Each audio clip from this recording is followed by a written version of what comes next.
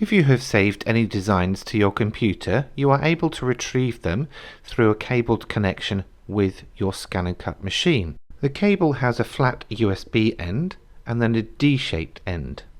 The D-shaped end is connected to your machine and the USB end goes into a USB slot in your computer. On the screen on your Scan and Cut, tap Pattern, then Saved Data, and then the computer icon.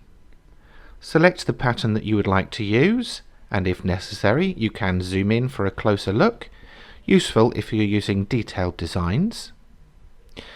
Be careful not to press the dustbin unless you want to get rid of that permanently. To get it onto your pattern layout screen, simply tap OK, and it's then ready to use.